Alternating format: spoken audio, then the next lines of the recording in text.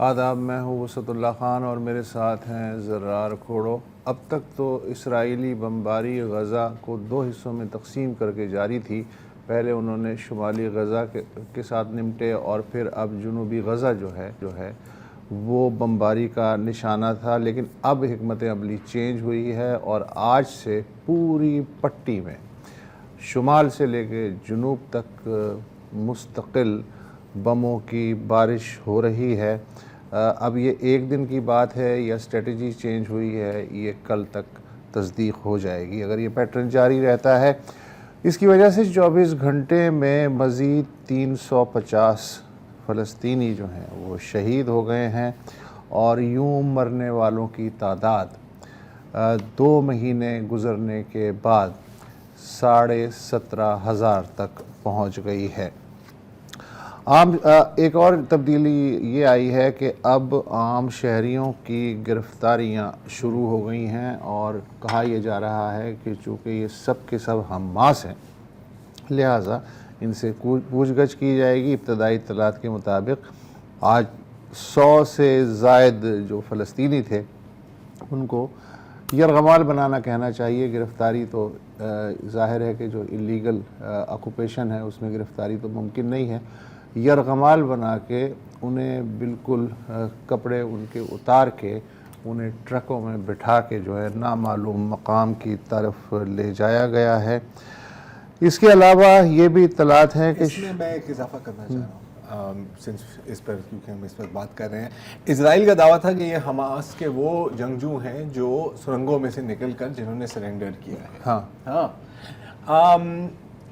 ظاہر ہے کہ اب پتہ لگ رہا ہے کہ ایسا بالکل نہیں ہے اور کچھ لوگوں کی تو اس میں شناخت ہوئی ہے، اور بالخصوص صحافی دیا القلوت جو العربی الجدید ایک رسالہ ہے وہاں کا، اس کے لیے کام کرتے ہیں، اور انہوں نے ایویکیویٹ اس لیے نہیں کیا کیونکہ ان کی والدہ بیمار ہے اور کافی ان کی عمر بھی ہے، اور ان کے جو بچے ہیں وہ ان کو ایک شدید ڈسیبلٹی ہے، تو وہ ایویکیویٹ کر نہیں سکتے۔ باقی لوگوں کی بھی شناخت ہوئی ہے۔ کل رات تقریباً رات کے 3 بجے، صبح کے 3 بجے میں اپنے میسیجز دیکھ رہا تھا جو غزہ کے لوگوں سے آتے ہیں، وہ کہہ رہے تھے کہ جی لوگ یہ گھروں میں داخل ہو رہے ہیں اور خواتین کو کہہ رہے ہیں کہ تم یہاں سے بھاگو، اور مردوں کو یہ گرفتار کر رہے ہیں، تو یہ وہ ہے۔ اور پھر بعد میں کہہ رہے ہیں کہ یہ سرنگوں میں سے نکل کے انہوں نے سرنڈر کیا ہے۔ بہرحال مجھے نہیں معلوم کہ اگلا جو میں آپ کو خبر سنانے والا ہوں وہ زیادہ ہاربل ہے، اس کے بارے میں اسرائیلی کیا کہتے ہیں۔ ایسا فوٹیج آئے ہیں کہ شہریوں کے ہاتھ بندھے ہوئے ہیں اور انہیں گولیاں مار کے شہید کیا جا رہا ہے پوائنٹ بلینک پہ۔ اس کے بارے میں جو چھٹ پٹ اطلاعات ملی ہیں وہ یہ ہیں کہ یہ ایک فیملی کے لوگ ہیں، یہ اپنے زخمیوں کو لے کے پیادہ اس علاقے سے نکلنے کی کوشش کر رہے تھے۔ اسرائیلیوں نے انہیں گھیر لیا اور ایک ایک کو، جیسا کہ قتل عام ہوتا ہے، یہ بمباری میں نہیں مارے گئے یا یہ کسی جھڑپ میں کراس فائر میں نہیں آئے، بلکہ ان کو باندھ کے گولیاں ماری گئی ہیں۔ ان کے ساتھ جہاں ان کی لاشیں ہیں سفید جھنڈے بھی ان کے وہاں ہی ہیں، ان کے ہاتھ میں سفید جھنڈے بھی تھے۔ سفید جھنڈے، اس طرح کی بہت کہانی آ رہی ہے۔ تو یہ ایک نیا ٹرینڈ وہاں ظاہر ہے کہ شروع ہوا ہے۔ کچھ جو ریفیوجیز ہیں، ایک میں سے ان کا یہ بھی کہنا ہے کہ اس کی آنکھوں کے سامنے ایک خاتون اپنے کوئی 3 سال کے بچے کو اٹھا کے لے جا رہی تھی، ٹھیک ہے، اور اس کو گولی ماری اور کہا کہ اس کو سائڈ پر پھینک۔ ہاں ایسا، تو دس از فیز 2۔ شمالی غزہ میں خلیفہ اسکول کے بارے میں بتایا جا رہا ہے کہ وہاں 7,000 کے لگ بھگ پناہ گزین موجود ہیں۔ وہاں اسرائیلی ٹینکوں نے اسے گھیر رکھا ہے اور لوگ جو مر رہے ہیں ان کے بارے میں ہمیں کوئی اطلاع نہیں ہے کہ کتنی بڑی تعداد میں لوگ مر چکے ہیں۔ بہرحال انہیں اسکول کے احاطے میں ہی دفنانے کی کوشش کی گئی ہے، جبکہ اس وقت جو مین تھرسٹ ہے اسرائیلی آرٹلری اور انفینٹری کی، وہ ہے جنوب میں خان یونس کا قصبہ۔ اس کا مشرقی حصہ جو ہے وہ بالکل تہ زمین سے لگا دیا گیا ہے، اور باقی جو حصہ ہے اس میں ٹینک مختلف جو مراکز ہیں انہیں گھیرے میں لے رہے ہیں۔ اسرائیل کا خیال ہے کہ خان یونس حماس کا سب سے بڑا گڑھ ہے۔ اچھا، یحییٰ سنوار، وہ ہیں ہی خان یونس سے. اور کل میں ایک اسرائیل کی آفیشیل ٹویٹ میں دیکھ رہا تھا, انہوں نے کہا تھا کہ ہم نے اس کے گھر کو چاروں حصوں سے گھیر لیا ہے اور بس اب یہ نہیں چھٹ سکتا, کیونکہ ظاہر ہے کہ وہ اب تک اپنے گھر میں ہی رہ رہا ہے نا. جی ہاں, جس وہ کا کہیں نہیں گیا. ہاں وہ کہیں نہیں گیا, تو یہ وہاں پہ چل رہا ہے. اچھا, حماس کا کہنا ہے کہ اس نے گزشتہ 3 دن میں اسرائیل کی لگ بھگ 80 فوجی گاڑیاں تباہ کر دی ہیں, لیکن فوٹیج موجود ہیں, لیکن چونکہ وہاں مواصلات کا نظام انتہائی گڑبڑ ہے, لہٰذا کاؤنٹر ویریفیکیشن جس طرح اسرائیل کے دعووں کی نہیں ہو پا رہی, صرف فوٹیج سے ہمیں پتہ چل رہا ہے. اسی طرح یہ بھی ہے, کچھ کمیونیکیشن بحال ہو تو حقیقت اور زیادہ نکھر کے سامنے آئے گی. ایک اور کارنامہ یہ کیا ہے اسرائیلی فوج نے کہ جو غزہ کا بلدیاتی ریکارڈ تھا وہ تباہ کر دیا گیا ہے. اس ریکارڈ میں 100 برس سے زائد پرانی دستاویزات بھی تھیں, یعنی ان میں غزہ میں آباد خاندانوں کا تاریخی ریکارڈ بھی ہوگا, وہاں کی املاک اور جائیدادوں کا ریکارڈ بھی ہوگا, اور سرکاری ریکارڈ بھی ہوگا.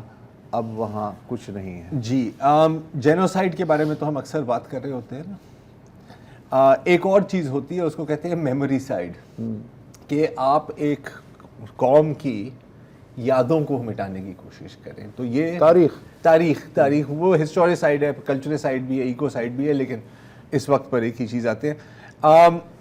امریکہ میں کیا ہوا کل اوسط, اس پر ابھی بات کریں یا نہیں؟ ابھی بعد میں بات کریں گے. ہاں اچھا, ایک یہ آپ نے یہ کون سی سائٹ تھی؟ Memory side. اچھا, اس کے علاوہ ایک اور کام بھی ہو رہا ہے کہ جو اسرائیلی آبادکار ہیں ان میں دھڑا دھڑ اسلحہ بانٹا جا رہا ہے. اسرائیل کا چینل 13 ہے, اس کی اطلاع ہے کہ اب تک غرب اردن سے 1.5 لاکھ درخواستیں موصول ہوئی ہیں کہ انہیں لائسنس اسلحہ چاہیے, اور یہ درخواستیں قومی سلامتی کی وزارت وصول کر رہی ہے, جس کے وزیر جو ہیں آپ کے دوست بن گویر صاحب ہیں, جو کہ خود آبادکار غیر قانونی بستی کے آبادکار ہیں اور انتہائی جنونی آدمی ہے. اچھا, مزے کی بات ہے 1.5 لاکھ جو درخواستیں ہیں 7 اکتوبر سے اب تک وصول ہوئی ہیں اسلحے کے لیے. اسی پیریڈ میں پچھلے سال 42 درخواستیں وصول ہوئی. اس سے آپ اندازہ لگا لیں کہ کس چیز کی تیاری ہو رہی ہے.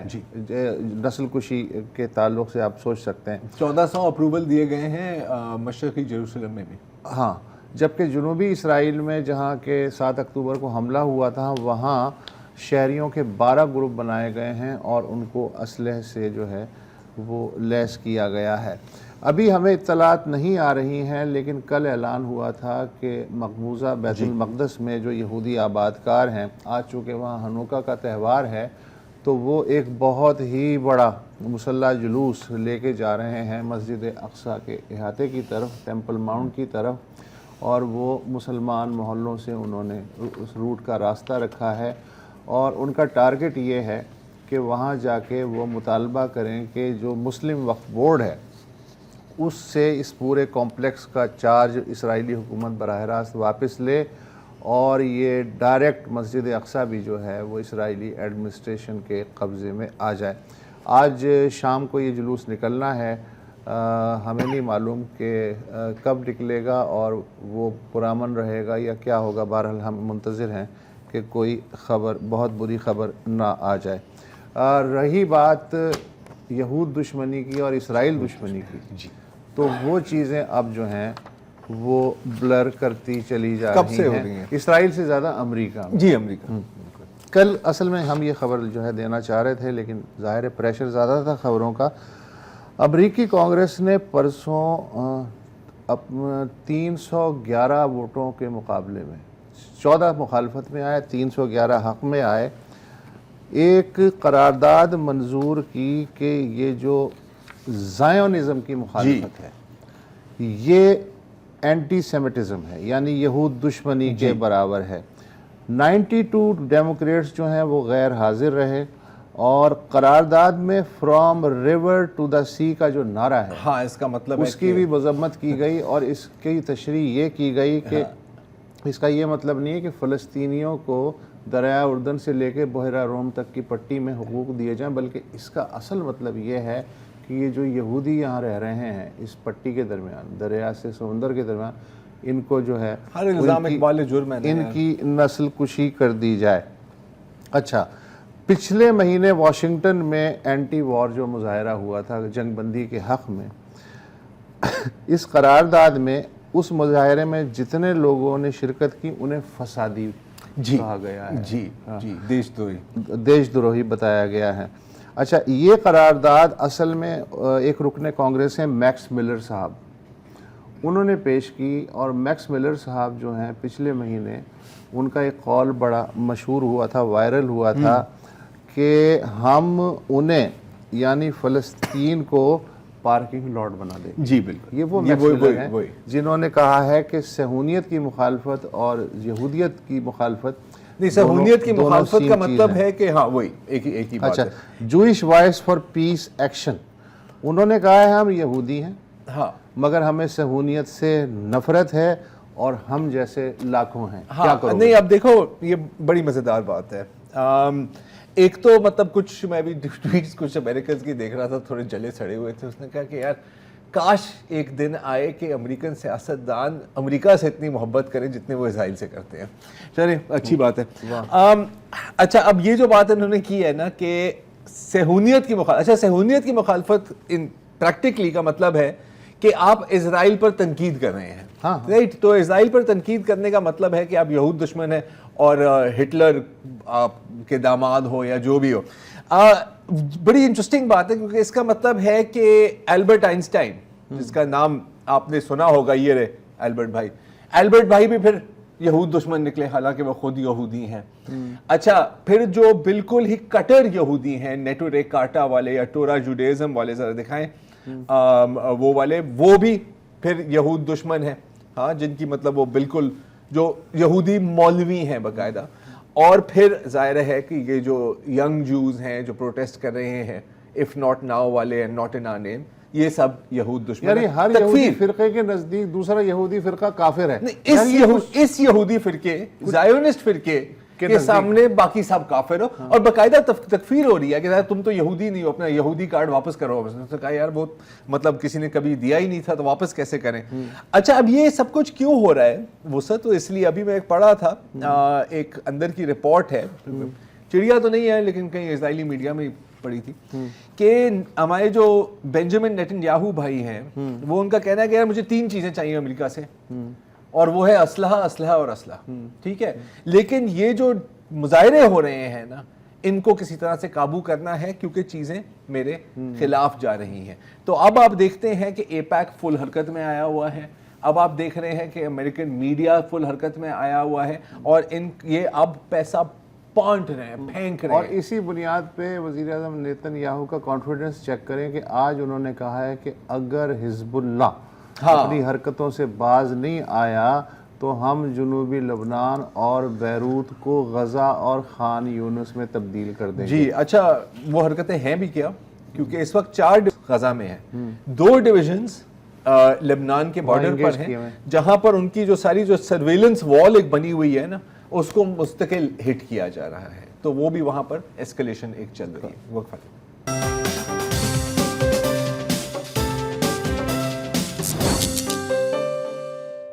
Welcome back. اب اس سے پہلے کہ ہم اور بات کریں، ایک آج ہی ایک ٹویٹ دیکھی تھی میں آپ کے ساتھ شیئر کرنا چاہ رہا ہوں۔ یہ ہے ماریا، اور ماریا کے ہاتھ میں آپ دیکھ رہے ہیں ایک بڑا فیمس برانڈ ہے ہیلو کٹی، اس کی ایک کٹ آپ دیکھ سکتے ہیں کتنی خوش ہے۔ یہ اس کی خالہ نے اس کو دی، اور اس کے ساتھ ایک کارڈ تھا جس کے اوپر لکھا ہوا ہے مم از the best in this world, میری امی جو ہے وہ دنیا میں سب سے بہترین امی ہیں۔ اور ماریا کا کہنا ہے کہ جب یہ جنگ ختم ہوگی اور میری امی واپس آئیں گی، جب میں اپنی امی کو ملنے جاؤں گی دوبارہ جنت میں، تو میں ان کو یہ کارڈ دوں گا، کہ اس کا خیال ہے کہ ان کو یہ بتایا گیا ہے نا کہ امی کہاں ہے، تو امی جنت میں ہے، جنگ چل رہی ہے، تو جنگ جب ختم ہو جائے گی تو ظاہر ہے امی واپس آ جائیں گی۔ ان کی امی وہی ہیں، اگر آپ کو یاد ہوگا 3 نومبر کو ایک فری لانسر، غزہ کے فری لانسر جن کا نام دعا ہے، وہ کئی دنوں سے ٹویٹ کر رہی تھی کہ جی بمباری ہو رہی ہے لیکن میری بیٹی کی 5ویں سالگرہ ہے اور کسی طرح مجھے اس کے لیے کیک چاہیے اور ایک 5 نمبر کی کینڈل نہیں ہوتی موم بتی جو لگاتے ہیں بچوں کو بڑی پسند آتی ہے نا پھل جڑی والی, وہ میں اس کے لیے کہیں سے ڈھونڈ کے دوں گی. تو بڑی خوشی اور بڑی فخر کے ساتھ 3 نومبر کو دعا ٹویٹ کرتی ہیں کہ جی بالآخر کیک تو نہیں لیکن کپ کیک مل گیا, جو بھی کچھ بھی مل گیا. اور یہ مل گیا, آپ دیکھ سکتے ہیں کہ ماریا کتنی خوش ہے, ایک چھوٹا سا تاج بھی پہنا ہوا ہے ماریا. اس کے 2 دن بعد دعا ایک فضائی حملے میں شہید ہو گئی, ان کی والدہ. اور نیچے آپ دیکھیں اس وقت جن لوگوں کی کتنی خوشی کا اظہار کیا, happy birthday to her, وہ تھینک یو کہہ رہی ہیں کہ thank you for your kind message. تو بس یہ ماریا کی کہانی تھی, میں سنانا چاہ رہا ہوں. اچھا آپ یہ دیکھیں کہ صرف انسان ہی نہیں, غزہ کی زمین, پانی اور فضا وہ بھی بری طرح زخمی ہیں. اور زخمی سے زیادہ, مطلب زخمی سے زیادہ میں کیفیت بیان کر رہا ہوں لیکن الفاظ نہیں ہیں. اور میں ابھی پڑھ رہا تھا کہ جو ماحولیات کی عالمی کانفرنس ہے COP28, وہ غزہ سے صرف 2400 کلومیٹر پرے اس وقت دبئی میں ہو رہی ہے, جس میں کہ بڑا ہلہ گلہ ہے. اس لیے کہ یہ جو مڈل ایسٹ کا یہ جو ایریا ہے, اس کے بارے میں کہا جا رہا ہے کہ اس صدی کے آخر تک یہاں کوئی 4 ڈگری تک ٹیمپریچر بڑھ سکتا ہے. یعنی اس کا مطلب ہے کہ یہ رہنے کے قابل نہیں رہے گا. اچھا, وہاں 2400 کلومیٹر پرے اس دبئی سے جو فضا ہے وہ بموں سے اٹھنے والی گرد اور دھوئیں کے بادلوں سے ڈھکی ہوئی ہے. کھنڈرات جل رہے ہیں, وہاں لاشیں سڑ رہی ہیں, پانی کے ذخائر بارود کی ملاوٹ کے سبب نہ انسان کے پینے کے قابل ہیں نہ جانور کے استعمال کے قابل ہیں. وہ مجھے فراز کا محاصرہ یاد آ رہا ہے, بچھا دیا گیا بارود اس کے پانی میں, وہ جوئے آپ جو میری گلی کو آتی تھی. تو یہ غزہ پہ بھی لائن اپلائی ہو رہی ہے. چونکہ پچھلے 16 برس سے غزہ خاردار تاروں سے بند علاقہ ہے اور خوراک سے لے کے ایندھن تک ہر ایک چیز کی چابی اسرائیلی جیلر کے پاس ہے. لہٰذا اہل غزہ نے اپنے گھروں کو روشن رکھنے کے لیے اور روزمرہ کام اور کھانا وانا پکانے کے لیے انہوں نے کہا جی ہم کیوں ڈیپینڈنٹ ہو اسرائیل کی توانائی کی خیرات پہ. تو انہوں نے سولر انرجی کا سہارا لیا. اور آپ کو شاید حیرانی ہو کہ غزہ کے 60% گھر 7 اکتوبر سے پہلے تک سولر انرجی پہ چل رہے تھے. اچھا, لیکن اب یہ ہے کہ نہ وہ گھر رہا نہ وہ چھت رہی کہ جس پہ وہ سولر انرجی کے پینل لگائے گئے تھے. صاف پانی جو ہے اس کی فراہمی پچھلے 2 مہینے سے بند ہے. لہٰذا گزارا جو ہے سمندر کے نمکین پانی پہ ہے, اسی طرح کسی لے کے, اور اس کا نمک جب بیٹھ جاتا ہے تو وہ کڑوا پانی وہ استعمال کر لیتے ہیں. یا جو پانی مل بھی رہا ہے پائپ لائن سے, وہ سیوریج لائنیں جو ٹوٹ گئی ہیں تو سیوریج ملا پانی ہے. اس کا مطلب یہ ہے کہ جو طرح طرح کے وبائی امراض اور وبائیں ہیں ان کے مزے آ گئے ہیں. اور اس وقت دنیا کی جو سب سے موسٹ ولنریبل آبادی ہے بیماریوں کے اعتبار سے, وہ وہاں کی آبادی ہے. اچھا, پھر ایک اور مسئلہ ہے لاشیں جو ملبے کے نیچے دبی ہوئی ہیں. ہمیں نہیں معلوم کہ وہ سینکڑوں میں ہیں یا ہزاروں میں ہیں اور وہ کتنے دن سے ہیں. وہ جو ماحول ہے وہ متعفن ہو رہا ہے, پولیوٹڈ ہو رہا ہے ان لاشوں کی وجہ سے. اور ایسے میں تھوڑی سی بارش تو ہوئی ہے, لیکن فرض کریں کہ زیادہ مقدار میں بارش ہو جاتی ہے تو سوچیں کہ ملبے کے اندر جو کچھ ہے اس سے کیا کیا قیامت آ سکتی ہے. اچھا, جنگ سے پہلے بھی جو بجلی کی قلت تھی اور کچرے کو جو ٹھکانے لگانے کی جو ارینجمنٹس تھیں وہ بہت کم تھیں, اور جو آدھے سے زیادہ جو فضلہ اور کچرا ہے وہ غزہ کے لوگ کھلے سمندر میں پھینکنے میں مجبور تھے. اب 100% کچرا سمندر کی طرف جا رہا ہے اور یہ ہے 1,30,000 cubic metre daily.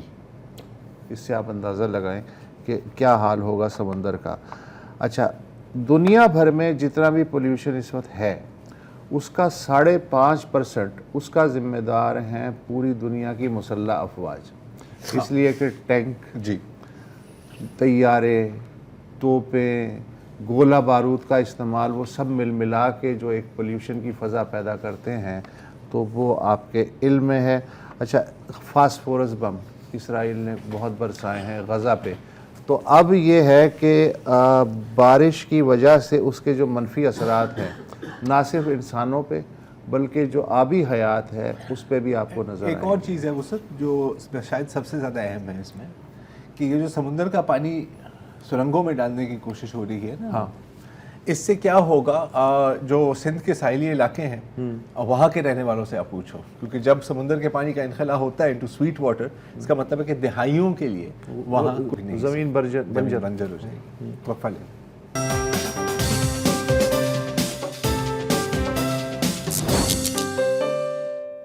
Welcome back. اور اب ہم تھوڑی سی کلائمیٹ چینج یا موسمی تبدیلی پہ بات کرتے ہیں. چینل نہ چینج کریں, مجھے پتا ہے کہ جب یہ جملے کسی کے منہ سے نکلتے ہیں تو لوگ کہتے ہیں یار وہی گھسی پٹی باتیں ہونے والی ہیں بار بار, اور یقیناً اکثر ایسے ہی ہوتا ہے. میں تو جتنی بھی کانفرنسز میں گیا ہوں کلائمیٹ چینج کے اوپر, تو اچھا ہمیشہ بڑے اچھے ہوٹل میں ہوتی ہے یا کسی ایونٹ ہال میں ہوتی ہیں, اور وہاں پر اکثر کچھ الفاظ ہیں جو بار بار دہرائے جاتے ہیں, جیسے کہ ریزیلینس. اور پھر آپ ان سے پوچھیں کہ یار یہ جو ریزیلینس ہے یہ کس بلا کا نام ہے, اسے گھر کا پتہ کہاں ہے, کہاں ملتی ہے, یہ ہے کیا؟ تو وہ کہتے ہیں یار وہی اڈیپٹیبلٹی. ٹھیک ہے, پھر آپ کہو کہ یار اچھا تو یہ اڈیپٹیبلٹی سے آپ کا کیا مطلب ہے, تو وہ تھوڑا سا سوچیں گے, یوں کہوں گے یار کیپیسٹی بلڈنگ کرنی ہے نا گراس روٹ لیول پر.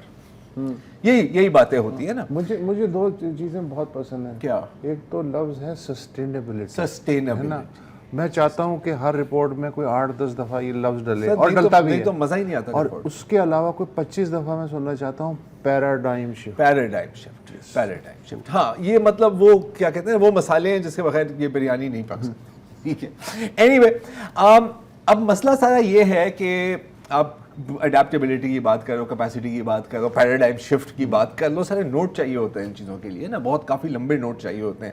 کتنے 2022 میں جو فلڈ سیلاب آئے تھے پاکستان میں, اندازاً $30 بلین کا نقصان ہوا ہے. کوئی چھوٹی رقم نہیں ہے, سوچیں $30 بلین. ہم آئی ایم ایف کے سامنے کتنے بلین کے لیے؟ 1 بلین کے لیے. یار مطلب کیا ہوگا اس سے.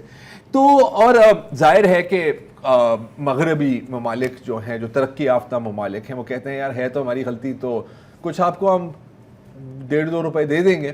لیکن اب 1.5-2 روپے نہیں, 100 بلین کی کمٹمنٹ کی تھی, لیکن آنے میں دیر لگتی ہے. آپ کال کرتے ہیں کہ سر وہ آپ نے پیسے بھیجنے تھے, وہ کہتے ہیں یار یہاں پہ کلوزنگ چل رہی ہے ابھی ہماری بینک کی, تو اگلے ہفتے آپ کو بھیج دیں گے. Point is it takes time. تو کیا جائے؟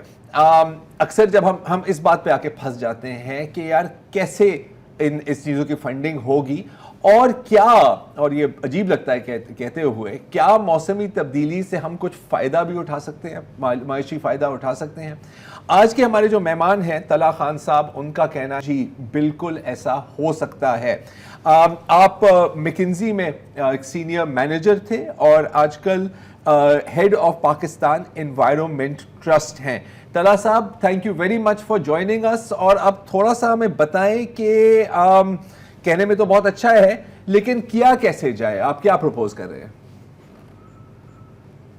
جی تھینک یو سو مچ مجھے بلانے کے لیے. بائی دی وے ذرا جب بات کر رہے تھے تو میں لسٹ بنا رہا تھا ان لفظوں کی. ہاں, ان کو نہیں میں نے نہیں بولنے, ان کو نہیں استعمال کرنا. تو اچھا ہوا نا, اگر کروں تو بی پر لگا دیجیے گا. میں وہ ویسے ہی لگ جاتا ہے, وہ ہم نہیں لگاتے. جی. تو کلائمیٹ چینج آئی تھنک میرے خیال میں تو اگر ہم آپ کو کچھ سال پہلے ہم وہ کووڈ کے دور سے گزر رہے تھے, اور ہمیں لگ رہا تھا یار کہ یہ اس سے زیادہ مشکل تو دنیا میں آئی کوئی نہیں. تو آئی تھنک کلائمیٹ چینج کو اگر ہم لیں اس تناظر میں, تو اٹس پرابلی 10x 10 گنا زیادہ مشکل پرابلم ہے یہ سالو کرنا. تو سوال پوچھ رہے ہیں, اس کا جواب سمپل اتنا زیادہ نہیں ہے. مگر اگر میں آپ کی بات سے لنک کروں, جو آپ بات کر رہے تھے کہ یار کہ ہمیں فلڈس کے اندر $30 بلین کا نقصان ہوا, اب ہم جاتے ہیں دنیا کے پاس کہ یار ہمیں پیسے چاہیے, اور پھر وہ ہمیں مختلف قسم کے جواب مل جاتے ہیں. کبھی ابھی کاپ کے اندر جو ہم گئے ہوئے ہیں اس ٹائم پہ, تو کاپ سے فوراً پہلے ہی منسٹری آف کلائمیٹ چینج نے ایک نمبر پبلش کیا تھا کہ ہمیں $350 بلین چاہیے اس سارے کلائمیٹ کی چیز کو ہینڈل کرنے کے لیے, جس میں تقریباً $150 بلین ہمیں صرف اسی چیز کے لیے چاہیے کہ ہم اپنے آپ کو کس طرح مزید فلڈ سے اور جو کرائسس آنے ہیں ان سے بچا سکیں. تو جو نمبرز کی گیم ہے بہت بڑی گیم. اب اس میں اگر آپ کے سننے والے ہیں ہم لوگ انڈیویجولی کیا کر سکتے ہیں, تو اس پہ یہ سمجھنا بڑا ضروری ہے کہ اس کے ڈفرینٹ ایسپیکٹس ہیں. مثال کے طور پہ جب بات ہوتی ہے یار کہ ہماری جو دنیا مطلب اس کا جو سارا جو یہ کلائمیٹ چینج کی ڈسکشن چل رہی ہے, اس کا مین یہ ریزن ہے کہ جی کئی صدیوں سے پچھلے جو ہم آلودگی پھیلا رہے ہیں دنیا میں, اس کی وجہ سے, اور پاپولیشن بھی بڑھ رہی ہے, اس کی وجہ سے دنیا کا ٹیمپریچر انکریز ہو رہا ہے. اور آرگیومنٹ یہ دیا جاتا ہے جی کہ اگر اگلے 2050 تک اگر اس کو نیچے نہ لے کے آئے تو دنیا سروائیو نہیں کر سکیں گے کافی سارے لوگ دنیا کے اندر. اور ہمارا ملک اس ہاٹ زون کے اندر ہے کہ جہاں پہ کافی ہمارے بیسکلی فلڈ زیادہ ہو جائیں گے, ہماری فوڈ کراپس ڈسٹروائے ہو جائیں گی, یہ سارا تناظر ہے. اب اس کے اندر ہماری طرف سے اکثر آرگیومنٹ یہ آتا ہے یار کہ ساری تو تباہی باقی ڈیولپنگ مطلب جو ڈیولپ کنٹریز ہیں انہوں نے پھیلائی, تو ہمارا کیا قصور ہے. آئی تھنک اس کے اندر جو آپ کی بات سے میں لنک کر رہا ہوں فائدے والی, آئی تھنک اس کو میں تھوڑا سا سلائٹلی ڈفرینٹ کروں گا. اور فائدے سے زیادہ یہ کہ اس کو کس طرح ہم اس میں ایک ایسا کردار ادا کر سکتے ہیں جس میں ہم آگے بڑھ کے کچھ کریں, بجائے اس کے کہ ہم یہ مطلب رونا روتے رہیں یار کہ ہمیں تو کچھ نہیں کیا اور دنیا نے تباہ کر دیا, اب ہم کیا کریں. اس کا طریقہ یہ ہے کہ ہم لوگ جو ہیں اس کے اندر پھر یہ سارا جو آپ کی آلودگی کم کرنے والا کانسیپٹ ہے یہ آتا ہے, اور یہ آپ کی انڈسٹری سے کنیکٹ ہو جاتا ہے. اس کی ایک مثال یہ ہے کہ ہم لوگوں کی, اگر میں ٹیکسٹائل کی ایگزامپل لوں, تو ہماری ٹیکسٹائل کی جو ایکسپورٹس ہیں وہ ملک کی 60% ایکسپورٹ ہماری ٹیکسٹائل سے ہوتی ہے. تقریباً 40 ملین آبادی ہماری اس سیکٹر سے کنیکٹڈ ہے. اب آپ کی ٹیکسٹائل کی ایکسپورٹس جو جا رہی ہیں یورپ میں یا یو ایس کے ممالک میں, ان ایکسپورٹس کے اندر کمپیریٹیو رہنے کے لیے ہمیں بڑا ضروری ہے کہ ہم اپنی جو ایمیشنز ہیں یا جو ادھر سے جو آلودگی پھیلتی ہے ٹیکسٹائل سے, اس کو کم کیا جائے. کیوں؟ اگر ہم یہ نہیں کریں گے تو یورپ کے اندر ٹیکسز آ رہے ہیں اس قسم کے کہ جو ہماری پروڈکٹ کو کمپیریٹیو نہیں رہنے دیں گے. تو اگر آج ہم $2 کی جین بیچ رہے ہیں اور بنگلہ دیش جو ہے وہ مثال کے طور پہ $2.5 کی بیچ رہا ہے, اور کوئی ہماری $2 کی جین اس لیے لیتا ہے کہ ہماری جین سستی بھی ہے اور بہتر ہے کوالٹی, تو کل کو جب وہ ٹیکس لگائیں گے تو وہی جین $2 کی $3 کی بکے, تو پھر ہمارے لیے بڑا مشکل ہو جائے گا یہ مال بیچنا دنیا کے اندر. اور اس لیے بڑا ضروری ہے کہ ہم لوگ اپنے آپ اس پرابلم کو اپنا سمجھ کے سالو کرنے کی کوشش کریں, تاکہ اس سے مزید ہماری ایک تو کرنٹ سیکٹر بھی پروٹیکٹ ہوگا, جو ٹیکسٹائل کا سیکٹر ہے, ایک ایگزامپل دے رہا ہوں, باقی اور ایکسپورٹس جو ہم کر رہے ہیں دنیا کے اندر اور مزید کر سکتے ہیں, اور دوسرا ہم مزید اٹریکٹیو بھی ہو سکتے ہیں اس گیم میں, کیونکہ اس گیم میں ہر کوئی نیا ہے. ہر ایک ملک, چاہے وہ ڈیولپ کنٹری ہے چاہے وہ ڈیولپنگ ہے, وہ اس کے اندر اس کو ابھی بھی حل کرنے کی کوشش کر رہے ہیں. تو یہ ایک موقع ہے ہمارے پاس کہ ہم اس میں آگے قدم بڑھا کے. اچھا, لیکن کیسے؟ جیسے ابھی ہم نے بات کی کہ ٹھیک ہے کہ اگر آپ نے نہیں کیا تو آپ پر ٹیکس لگیں گے, لیکن کیسے کیا جائے؟ اب ایک اگر ٹیکسٹائل کمپنی نے یہ کیا, اور شاید ان کا مین مقصد یہ نہیں ہے کہ آلودگی کم ہو, مین مقصد ہے کہ ہمارے مال بکتا رہے. ایک ایک کمپنی سے کرنے سے تو کچھ نہیں ہوگا نا, آپ کو تو پوری انڈسٹری سے کروانا ہوگا. تو ہاؤ ڈز دیٹ ورک؟ جی بالکل, جی بالکل, نہیں آپ بالکل صحیح کہہ رہے, کیونکہ ایک تو ایک کمپنی سے کرنے سے اس لیے بھی نہیں ہوا کہ ایک کمپنی کافی بھی نہیں ہوتی کسی سیکٹر میں. دوسرا ہے کہ ہماری جو ملک کی جو اکانومی ہے اوور آل, اس کا سائز بھی اتنا چھوٹا ہے کہ اگر ایک کمپنی کچھ کرنا شروع بھی کرے تو وہ کسی کے لیے بھی اٹریکٹیو نہیں ہوتا انویسٹر کے لیے. تو ہماری کمپنیز کو اکٹھا ہونا بڑا ضروری ہے, جیسے کہتے ہیں نا کہ پارٹنر کرنا, کولیبریٹ کرنا. میں پھر وہ الفاظ یوز کر رہا ہوں کہ جو اکثر ہم سنتے رہتے ہیں, پر اس کا پریکٹیکل مقصد یہ ہے کہ یار ایک مقصد پہ اکٹھے ہو جائے, کیونکہ اگر سارے اکٹھے نہیں ہوں گے اس مقصد پہ تو کوئی اکیلا اس کام کو کر نہیں سکتا. اب اس کی مثال میں آپ کو اس طرح دیتا ہوں کہ بلکہ کل میں آپ کا پروگرام سن بھی رہا تھا, آئی تھنک آپ لوگ نپرا کا ذکر کر رہے تھے اور انرجی کا. تو جو سب سے زیادہ ایمیشنز ہیں کسی بھی دنیا کے اندر اور اسپیسیفکلی ہمارے ملک میں, وہ ہماری انرجی کی ایمیشنز ہیں. ہم جو ہیں وہ تیل کے اوپر ریلائی کرتے ہیں اپنی انرجی کے لیے, اب ہم مزید کول کے اوپر بھی ریلائی کرنے لگے ہیں. یہ وہ سورسز ہیں انرجی کے کہ جو آپ کی جو ایک جین بنتی ہے یا کوئی شرٹ بنتی ہے, اس کے بننے میں ایمیشنز کو بڑھائیں گے, کیونکہ ہر جین کو بنانے میں انرجی یوز ہو رہی ہوتی ہے. وہ انرجی آپ لے رہے ہوتے ہیں گرڈ سے, چاہے وہ کے ای سے لے رہے ہیں یا کسی بھی ڈسٹریبیوٹر سے لے رہے ہیں, وہ مین انرجی گرڈ سے آ رہی ہے, اور گرڈ کے اندر انرجی ساری تیل کی اور کول کی جا رہی ہے. تو اس کا ضروری طریقہ یہ ہے کہ ہم اگر ابھی مسئلے حل کرنے کے لیے کول میں انویسٹ کر رہے ہیں تو لانگ ٹرم میں ہم اس کو ٹرانزیشن کرنے کا سوچیں towards better sources of energy, wind energy, solar energy, یہ ساری. اب یہ ایک ایسا قدم ہے کہ جو ایک کمپنی نہیں اٹھا سکتی, یہ قدم بڑے اسکیل پہ اٹھانے کی ضرورت ہے. مثال کے طور پہ ہمارے ہمسائے ملک کے اندر انہوں نے تقریباً اس ٹائم پہ ایٹ لیسٹ $250 بلین کے قریب کمٹمنٹ کرنے کی کوشش کر رہے ہیں جو انویسٹ کریں گے اس اسپیس کے اندر, رینیوبل انرجی کے اسپیس کے اندر. یہ میں ایک مثال دے رہا ہوں, یہ سارے مسئلے حل نہیں کرے گا, but that is the kind of commitment. اتنی بڑی کمٹمنٹ چاہیے آپ کو. obviously ان کا اسکیل بھی کافی بڑا ہے, ہمارا اسکیل اس سے چھوٹا ہو سکتا ہے, بٹ وہ کمٹمنٹ جو ہے وہ کمبائن کر کے کرنے کی بڑی ضرورت ہے. ٹھیک ہے, دوسری مثال میں آپ کو یہ دوں. طرح ایک second just hold that thought, ہمیں ایک وقفہ, be right back.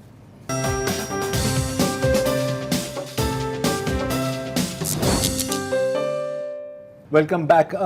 Talha, break سے پہلے جو آپ بات کر رہے تھے, اگر میں اس کو درست سمجھ رہا ہوں, میں تھوڑا سا اس کو یوں پیش کرتا ہوں کہ ہمیں گرین ٹیکنالوجیز اور یہ جو ڈی کاربنائزیشن ہے اس کی طرف ہمیں جانا ہوگا, صرف اس لیے نہیں کہ یہاں کی آلودگی کم ہوگی, بلکہ اگر ہم نے نہیں کیا تو دنیا عالمی منڈی کی میں ہمارا مال بکنا بند ہو جائے گا. Global markets will become prohibitive for us. اب جو بھی آپ کہیں, آپ کوئی بھی اس طرح کی جب ٹرانزیشن آپ کر رہے ہیں فاسل فیول سے گرین ٹیکنالوجیز کی طرف, یہ کوئی چھوٹا کام تو نہیں ہے. اب اس کے لیے بھی تو آپ کو بہت انویسٹمنٹ چاہیے. یقیناً جو انڈیا جس اسکیل پہ کام کر رہا ہے اس کا تو ہم ابھی سوچ ہی نہیں سکتے, لیکن یہ جو انویسٹمنٹ ہے یہ کہاں سے آنی ہے؟ کیا انڈسٹری کی سرکلز میں اس کے بارے میں کچھ سوچا جا رہا ہے, اس پہ غور کیا جا رہا ہے؟ جی بالکل, اس پہ کافی کام کرنے کی کوشش کی جا رہی ہے, اور آئی تھنک اس کے اندر دو چیزیں بڑی اہم ہیں پاکستان کی. ایک یہ کہ ہمیں, اور آپ کی اگین لنکنگ اٹ ٹو آپ جو بات کر رہے تھے, ہمیں کانفرنسوں سے نکل کے پریکٹیکل پروجیکٹس پہ آنے کی ضرورت ہے. آئی تھنک ہم لوگ ایونٹس کے اور کانفرنسز کے بہت عادی ہو چکے ہیں ایز اے نیشن. ہمیں بڑا مزہ آتا ہے ایک دوسرے سے بات کرنے میں اور ایونٹ کرنے میں اور تصویریں. تو اس سے آگے نکل کے اب ہمیں وی نیڈ ٹو, وہ کہتے ہیں نا انگریزی میں کہ we need to pull our cups and sit down and put a plan together, کہ ہمیں ریئل پروجیکٹس بنانے ہیں بڑے. اور ریئل پروجیکٹس کا مطلب یہ ہے کہ اس کے اندر ہمیں کلیئر آئیڈیا ہوگا کہ ہم نے کیا کدھر سے سٹارٹ کرنا ہے, پھر کیا مائلسٹون ہوگا, اس کی ٹائم لائن کیا ہوگی, فائنینسز کیا کیا چاہیے ہر قدم پہ. ان کو لے جا کے ہمیں پھر انگیج کرنا ہے گلوبل آرگنائزیشنز کو. صرف یہ بات نہیں کرنی کہ یار فلڈ آ گیا اور ہم تباہ ہو گئے. obviously وہ ایک میں اس کو مطلب کہ ہم نے ان کو بتانا ہے کہ یار دیکھو یہ ہم پروجیکٹ بنا رہے ہیں, اس کے یہ فائدے ہوں گے, اس میں اگر آپ انویسٹ کرنا چاہیں, ایسا ہی ہے. ایگزیکٹلی, اور اس کو انویسٹ کر کے آپ کو کیا فائدہ ہوگا, ہمیں کس طرح کی انویسٹمنٹ چاہیے, یہ سارا کچھ. اتنی محنت یہ لوگ کر لیں گے, کس کی بات کر رہے ہیں؟ پروجیکٹ بنا لیں گے جو انہیں قابل قبول ہوں, عالمی برادری کو قائل کر سکیں. نہیں, یہ بالکل وسیم صاحب, یہ آپ جو سیکنڈ بات میں کر رہا ہوں وہ ٹیلنٹ کی بات کر رہا ہوں, کہ آئی تھنک ہمارے لیے پھر یہ کرنے کے لیے ہمیں اس ٹیلنٹ کی ضرورت ہے جو یہ کر سکے کام. کیونکہ یہ کام جو ہے, مثال کے طور پہ اگر میں نے پوری زندگی جو ہے وابڈا میں کام کیا ہے, کسی انرجی کمپنی میں کام کیا, یا میں نے پوری زندگی کسی بینک میں کام کیا, تو میری سوچ ایک ہی انداز کی ہوگی, یا بینک مجھے ہر چیز میں پیسہ یا لین دین نظر آئے گا, یا اگر میں وابڈا میں ہوں تو مجھے ہر جگہ انرجی نظر آئے گی. آپ کو ایسے لوگ چاہیے جو اس پورے سسٹم کو کنیکٹ کر سکیں, کیونکہ یہ پروجیکٹ کسی ایک ڈپارٹمنٹ کو یا کسی ایک فنکشن کو ٹچ نہیں کریں گے, یہ اکراس دا سسٹم چلتے ہیں. ایسے لوگ موجود ہیں ہمارے پاس, اس طرح کے لوگ, ایسے لوگ ہمارے پاس اگر ہیں تو وہ جا رہے ہیں مجھ سے, اور ان کو لانے کی ضرورت ہے ملک میں. اور آئی تھنک ہمارے لیے بڑا ضروری ہے اس پوائنٹ پہ کہ ہم پاکستانی دنیا جہان میں بیٹھے ہیں جو روز رات کو 11 بجے ذرا ہٹ کے دیکھتے ہیں یا ایئر اور سوچتے ہیں پاکستان کے بارے میں کہ ہم کیا کریں. تو ایسے لوگوں کو پاکستان لے کے آنا تاکہ وہ اس طرح کے پروجیکٹس بنائیں ہمارے لیے, ہمارے اپنے لوگوں کو ٹرین کرنا. آئی تھنک جو آپ کے ینگ پروفیشنلز یا ارلی کریئر کے لوگ یا مڈ کریئر کے لوگ آپ کا پروگرام دیکھ رہے ہیں, آئی تھنک ان کو میں ضرور بتانا چاہوں گا کہ یار اس ٹائم پہ اگر آپ اپنی سکلز بلڈ کریں ڈی کاربنائزیشن کے اندر, یا ایمیشنز میجر کس طرح کی جاتی ہیں, ان کی کیٹیگریز کیا ہوتی ہیں, ان کو کس طرح سیٹ کیا جاتا ہے, پھر بڑے پروجیکٹس کس طرح بلڈ کیے جاتے ہیں, تو یہ سکلز اس ٹائم پاکستان اور ہر جگہ بڑی مانگ میں, اور اس طرح کی سکلز ڈیولپ کرنے کی بڑی ضرورت ہے اس طرح کے پروجیکٹس کے لیے.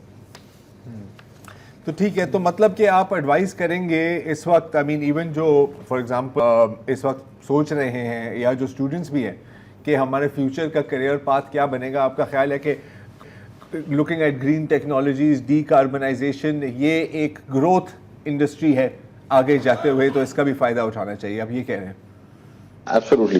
ایبسولوٹلی, اور ہمیں اس میں واقعی اپنے آپ کو انویسٹ کرنا چاہیے. اگر آپ کمپیوٹر انجینئر ہیں اور ڈیٹا پہ کام کر رہے ہیں تو آپ اس کے اندر ضرور کلائمیٹ کے اوپر کا لنک دیکھیں, اس کو لے کے آئیں.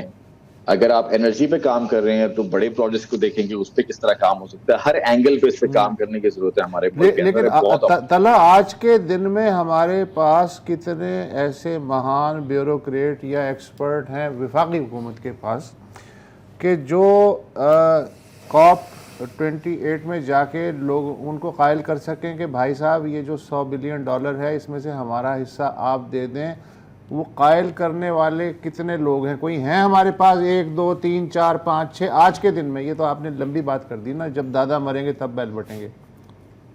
بھائی آئی تھنک ہمارے پاس لوگ ہیں, اور اس ٹائم بھی COP28 میں کافی سارے لوگ ہیں جو اس ٹائم جا کے بات کر رہے ہیں اور کوشش کر رہے ہیں اس بات کو کرنے کی. آئی تھنک COP28 وہ پلیٹ فارم نہیں ہے جہاں پہ ہم بہت زیادہ پروجیکٹس کی بات کر سکیں کہ اس پہ پروجیکٹ سے ہٹ کے بڑی پالیسیز کی اور گلوبل اس کی بات ہو رہی ہو, بٹ اس طرح کے لوگ ایگزسٹ کرتے ہیں.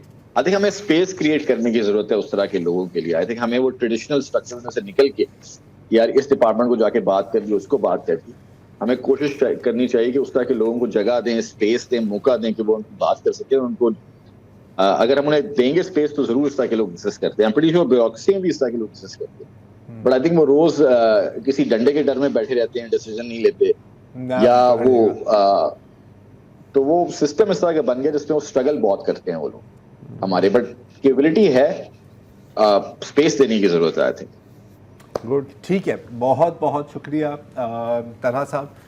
مطلب زیادہ میری کوئی اتنی مہارت نہیں ہے اس فیلڈ میں, آپ کو شاید نظر آ گیا ہوگا. ہاں نہیں, لیکن آپ نے اس کے باوجود نبھایا. اچھا آپ یہ دیکھیں کہ پاکستان کے پالیسی ساز بھی ایگزیکٹلی اسی طرح نبھاتے ہیں. بالکل, وہ اپنا جھنڈا نیچے نہیں ہونے دیتے لیکن بہت زیادہ اونچا بھی نہیں ہونے دیتے. اس طرح کی کانفیڈنس بھی ہے. لیکن پھر بھی اتنی مجھے بات سمجھ آئی ہے. اب دیکھیں اگین, ہمیشہ میں کہتا ہوں نا یار, جب بھی لوگ بات کرتے ہیں ڈی کاربنائزیشن کے پاکستان کی, میں نے کہا کہ یار ہم کیا 0.00001, حالانکہ ہمارا کیس سب سے اسٹرانگ ہے کہ یار ہم تو کچھ بھی نہیں کرتے اور ہمیں کیوں برباد کر رہے ہیں. 10 موسٹ ولنریبل میں ہم شامل ہیں. مطلب ہماری تو مطلب قسمت ہی خراب ہے نا, ہم کیا کریں. لیکن ہمارا جو قومی رویہ ہے نا پیسے مانگنے کے معاملے میں, وہ ہے وہ ٹیکسی والے والا. وہ ٹیکسی والے سے بات کریں جی ڈانڈی جانا ہے, وہ کہے گا جی ہاں کتنے پیسے, وہ کہے گا جی جو مرضی دے دو. اچھا آپ نے اس کی بات پہ اگر یقین کر لیا جو مرضی دے دو اور ٹیکسی میں بیٹھ گئے, وہاں جا کے جھگڑا پکا ہے. ہاں, اس لیے کہ جو مرضی کا مطلب ہے کہ آپ نے کہا ذہن میں تھا بنایا کہ 500 دوں گا, اس نے ذہن بنایا کہ یہ 1000 کم از کم دے گا, تو وہاں جھگڑا ہو وہ آپ کی مرضی کے مالک. تو ہم جو ہے پیسے مانگنے میں, بڑا خرچ کرنے میں ہم بادشاہ ہیں, لیکن پیسے مانگنے میں ہماری جو سوچ ہے وہ ویسی. اچھا یہ نا ابھی یہی جو آپ نے بات کی نا, اس سے مجھے ذہن میں یہ آیا کہ سی پیک کے ساتھ بھی کم و بیش یہی تھا. ہاں جو مرضی آپ کو یاد نہیں, وہ تو تھا نا کہ سر دیکھیں سر جو آپ بنانا چاہیں, آپ پاور پلانٹ بنانا چاہیں, بسم اللہ سر بنا تو رہے ہیں نا. اور مجھے یاد ہے کئی سالوں سے جب ڈیبیٹ ہوتی تھی نا, اور میرے بزنس مین کے ساتھ بھی ڈیبیٹ ہوتی تھی, تو ایک بندہ بڑا پریشان تھا, میرے کو ایک دفعہ ملا لوکل پرائیویٹ سیکٹر میں. میں نے کہا کیا ہوا؟ اس نے کہا یار میں بھی چین سے آیا تھا. اس نے کہا یار وہ تو پراپر پلانز مانگتے ہیں, وہ تو اتنے آرگنائزڈ ہیں, ایسے تھوڑی ہوتا ہے. ہمارے پاس تو کچھ تھا. ہم نے تو کہا سر ہم سوچ رہے ہیں کہ یہاں پر اب ہم اسپیشل اکنامک زون لگا کے فیکٹری لگا لیں گے. وہ سب کچھ جاننا چاہتے ہیں کہ روڈ کہاں سے آئے گا, یہ بیکو گے کیا. تو یار اس طرح تو نہیں ہوتا. تو اگین چائنا کے ساتھ بھی یہی تھا کہ آپ نے بھی تو پروپوز کرنا تھا نا کہ سر ہمیں یہ چاہیے اور ہم یہ سوچ رہے ہیں, جو مرضی دے دیں سر, جو مرضی دے دیں سر. تو پھر اینڈ میں پھٹا ہی ہوا نا یار گھوم پھر کر. تو بات وہی بنی. لیکن ان کی بات صحیح ہے. اینڈ اگین میں یہ بھی کہوں گا کہ اگر آپ ینگ پروفیشنلز ہیں یا اگر آپ اسٹوڈنٹس ہیں, اچھا ضروری نہیں ہے کہ آپ انوائرمنٹل سائنس میں کریں. جیسے بات کی گئی جو کوڈرز ہیں یا جو ڈیٹا کلیکٹ کر رہے ہیں, تو اس ڈیٹا کو کلیکٹ کریں اور ایونچولی گھوم پھر کر یہ آپ اپنے نقصان کو ہی پہلے سے روک رہے ہیں. کیونکہ ایک وقت آئے گا پھر ایپٹوا والے کہیں گے کہ سر ہمارا تو مال ہی نہیں بک رہا, انہوں لوگوں نے یہ انوائرمنٹ ٹیکس لگا دیا 400%. تو اس سے پہلے کہ وہ ہو تو میرا خیال ہے کہ بہتر ہے کہ ہم کچھ اس کے بارے میں سوچ لیں. مجھے لگتا ہے جس دن ہم پولیو ختم کرنے میں کامیاب ہو گئے نا, باقی چیزیں بھی کر لیں. پوائنٹ ہے. فی الحال اجازت دیجیے, خدا حافظ.